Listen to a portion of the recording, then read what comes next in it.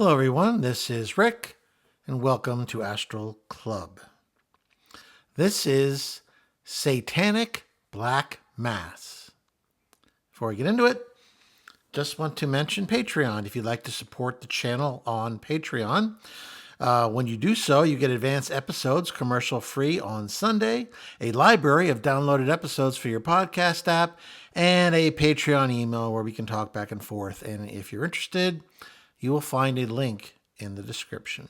Next up, private lessons. If you'd like a lesson to learn how to astral project, private 101, just you and I, so you don't have to worry about talking about things that are sensitive to you or maybe you're a little embarrassed about, who knows. But we can have a private lesson and I can go through the basics to help you start to astral project. If you're interested, you will find a link with an email in the description and just request some information. I'll send it off to you. Okay. Not everything is about astral projection and Astral Club.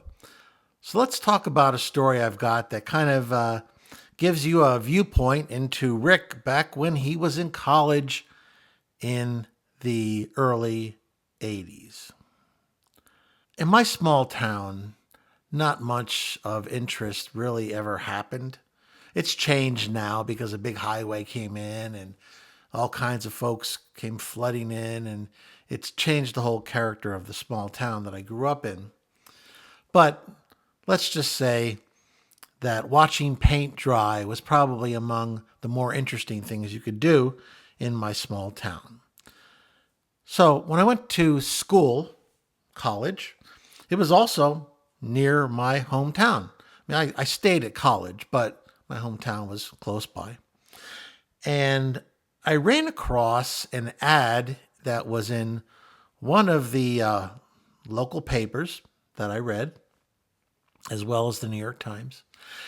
And this little ad talked about an occult shop that had opened up in my little town. And that really freaked me out. I couldn't believe that somebody opened that type of a store in my little town, which was typically notably religious.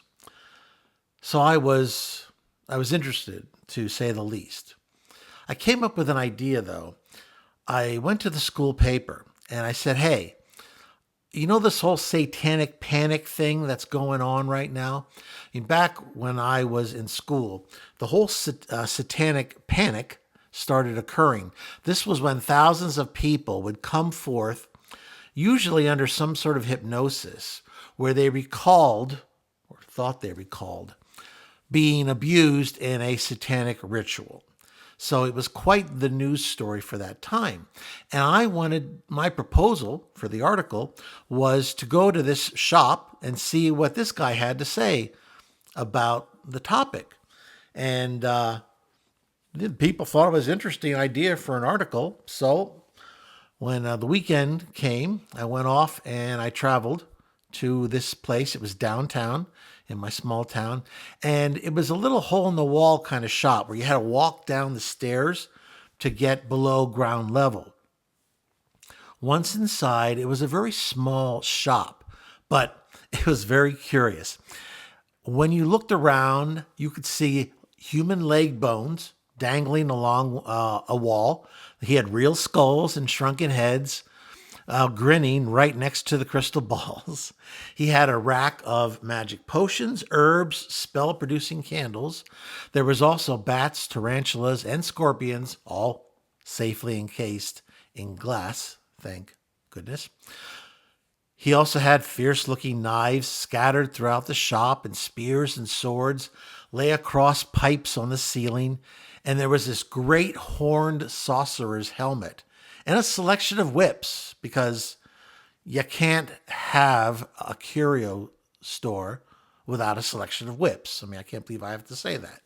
Anyway, other items he had for sale was a wolf's eye, a bat's heart, bones of a black cat. And what I really liked was the sign that said, "Shoplifters will be accursed." That was best. That was my kind of sense of humor too. So I could tell the guy must be a piece of work. So, like I said, it was a small shop. I looked around a little bit and then I went up to the counter. I introduced myself and said that I was interested in the occult and that I was thinking about doing an article for my paper, which would give his shop some, free publicity. And I wanted to ask him about, what he did here. Was he familiar with this whole satanic panic or the topic of witchcraft or Satanism? And it turned out he did. He's a very fascinating guy, and I kind of ended up liking him a little bit because we started talking about Star Trek at one point. And anybody who's into Star Trek, in my book back in those days, couldn't be all bad. But yeah, he was a fascinating guy. Apparently, he came from San Francisco, where he was once a priest in the Church of Satan. He didn't get into details, but apparently there'd been some sort of a power struggle. I guess you can't even have peace in a satanic temple, can you? Anyway, there was a power struggle of some sort, and he decided, out of heck with it, I'm going to move about as far away from San Francisco, both geographically and mentally and spiritually, I guess, as far away from San Francisco as you could get. And that's when he arrived in my little town and opened up this interesting shop. I asked him, what he thought about this whole satanic panic thing, and he kind of laughed it off. He said it was ridiculous. He couldn't eliminate the fact that anything ever happened, but he says ridiculous. There's no way thousands of people were secretly abused in these ceremonies. In his experience, it just wasn't a thing. And besides, he said that they never had anything to do with children. It was always adults.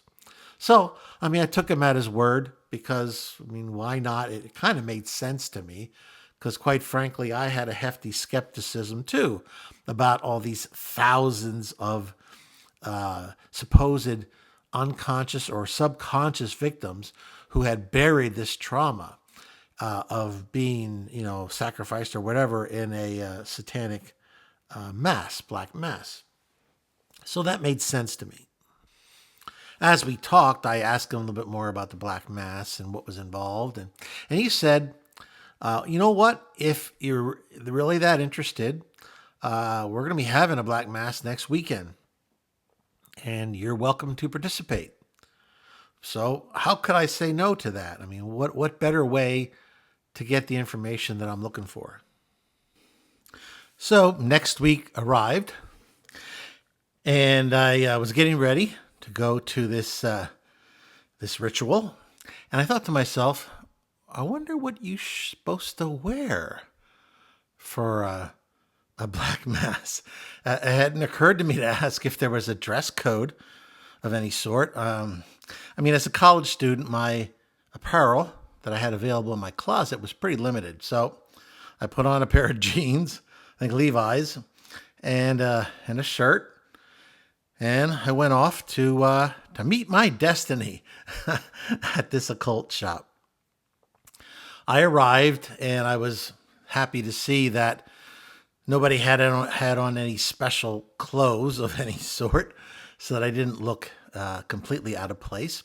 It was interesting. There was two males, and then there was Jay. And Jay, I don't know if I mentioned his name. Jay was the guy who owned this shop.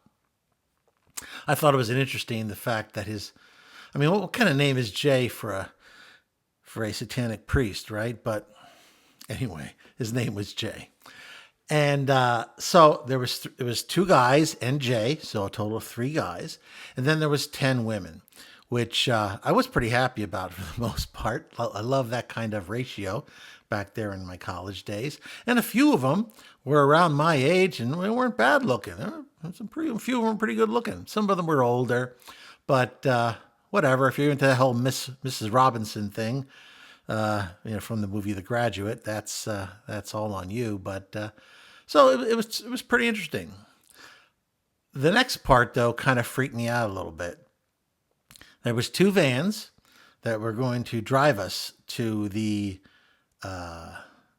ritual chamber, I believe is what he called it.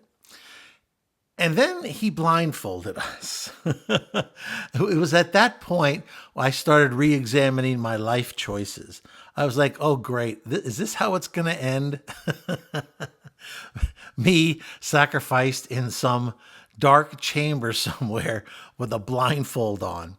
That's just not how I saw myself going out.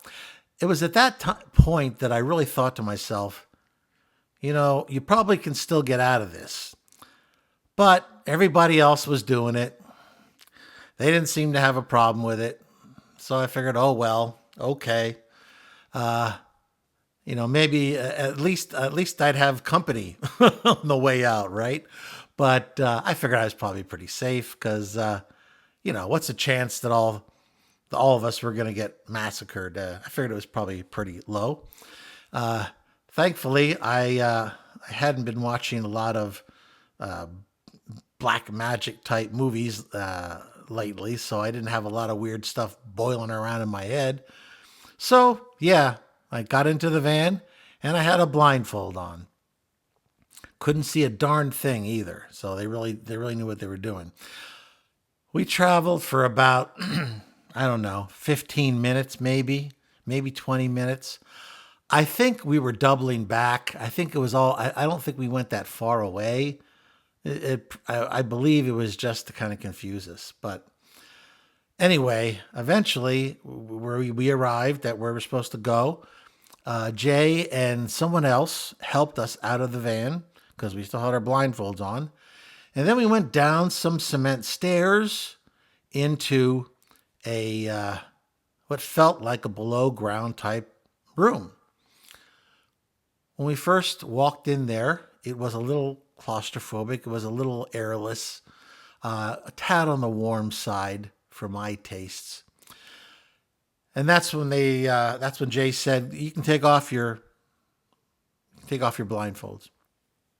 So we all took them off, and I found myself inside of this basement room that it looked like it once had paneling in it, like maybe it was somebody's basement, but it had all been painted over black. So the walls were black, and the floor was just a barren concrete floor. And then in the room itself was probably, I would say, 4 meters by 5 meters, maybe. It's a small room. We got all 13 of us in there, so there wasn't a lot of room. And that's when Jay pointed us at this rack he had with a bunch of black robes on it. Told everybody to grab a black robe. I thought for a second or two whether I should do it, but I figured, hey, when in Rome and you've gone this far, might as well go a little further. Put on the black robe, and it was the kind it reached all the way down to my ankles, and it was the kind with the hood. And everybody else put their hood up, so I guess that's what you're supposed to do. He then assigned the guardians of the gates, and the gates were the cardinal points of the compass. He surprisingly, he appointed me in charge of, I think it was the Eastern Gate. I can't remember for sure, though.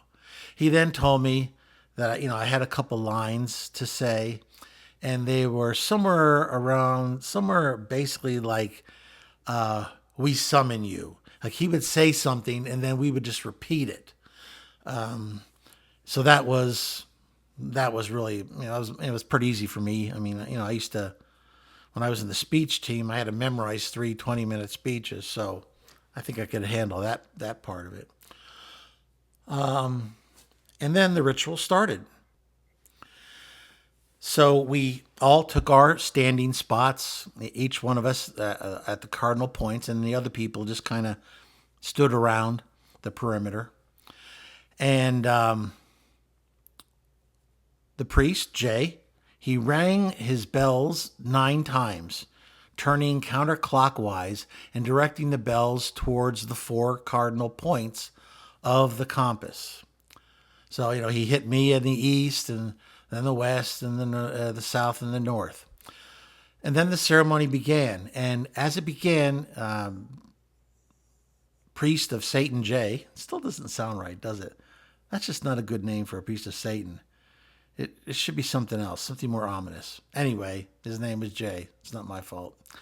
He says, let the sacrifice approach and lay down on the altar. And that's when one of the prettier girls took off her robe and her blouse and her bottom. Now, she did leave her underwear on, although she was topless. And she laid down on this little altar. I started worrying a little bit at this point, but I figured, if she's game, it's probably fine. I mean, and at the end of the day, and I hate to admit this, but at the end of the day, I'm guardian of the East Gate. I'm not the one laying on the altar. So I figured, worst comes to worst, I'll be okay. Anyway, so the ceremony began, and there was a variety of chanting. Jay would do the chanting, and then we would echo it. He called on the forces of darkness and summoned Satan to take over the body of himself, i.e. the priest. We all repeated everything that he had said. He then said that we should all express our desires to Satan about wanting money, new cars, good health, destruction of another person. All I could think of was, I just want to get out of here in one piece. That's my wish. So that's the wish that I set out. So the ceremony continued till everybody had a chance to get around. We then did a reverse of the beginning process. This time, instead of me being the first one to talk at the East Gate, it went the reverse. So I was the last one. And it was just basically we're doing a dismissal. I forget exactly what Jay said, but he was doing a reverse of the invocation, and now he was doing a dismissal ritual. So when the ceremony was over, the sacrifice got up and put her clothes back on and put on her robe, and we had cookies and punch. So that was interesting. That was fun. So I went ahead and I did my Black Mass article for the paper, and it did rather well. A lot of people were saying, "Wow, that's pretty cool. I can't believe you did that." And so it went over pretty darn well, and I got out of there in one piece, which you can't say anything bad about that. So, if you were ever wondering what was going on, that was the thumbnail version of a Black Satanic Mass. I never went to another one. I figured the one was more than enough. So, if you like that, please hit the like button, share it with those of like minds, subscribe if you haven't already, and questions and comments are always welcome. This is Rick, and I will see you on the astral plane.